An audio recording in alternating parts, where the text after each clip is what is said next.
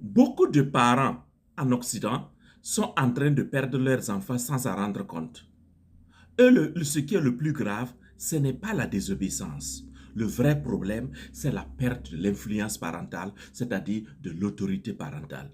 Beaucoup de parents disent, mon enfant ne m'écoute plus, mon enfant parle trop, il répond trop. Quand je dis A, il dit déjà B, C, D, etc. Avant, ce n'était pas comme ça, je ne comprends plus rien. Oui, il faut le comprendre. Le mode éducationnel où l'autorité parentale traditionnelle fonctionnait bien en Afrique, cela ne marche plus en Europe. Et si tu ne comprends pas cela, les réseaux sociaux, TikTok, l'école vont influencer énormément ton enfant et te remplacer de façon drastique dans l'éducation de ton enfant. Il y a 4 éléments ou 4 facteurs majeurs qu'il faut comprendre si tu veux reconstruire ton autorité dans l'état moderne, ton autorité parentale en Europe, aux États-Unis, au Canada. Là, le premier facteur important, c'est la connexion. L'enfant écoute plus facilement et le parent qui prend du temps avec lui. Le parent avec qui il se sent compris, il se sent aimé, il se sent écouté, il se sent en sécurité de façon émotionnelle. Et lorsque tu es connecté de cette manière avec ton enfant, tu interagis avec lui. Deuxième facteur, c'est la présence. L'enfant des temps modernes obéit plus facilement à ce parent qui prend du temps avec lui.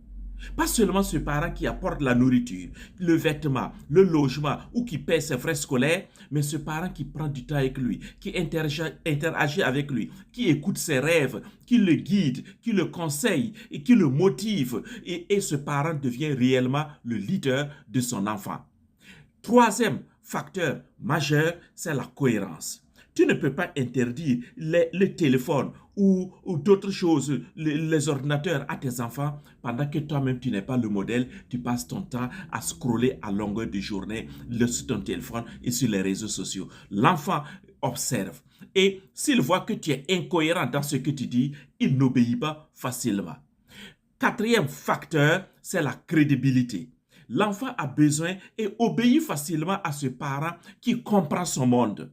Il a besoin d'être compris dans son monde, dans ses ambitions, dans ses rêves et dans ses difficultés aussi. Et lorsque tu n'as pas le temps même de t'asseoir avec ton enfant, l'enfant va aller trouver les enseignants à l'école. Il va trouver d'autres personnes sur les réseaux sociaux qui vont l'écouter.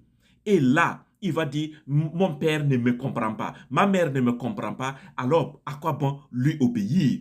Et l'enfant fait la tue-tête.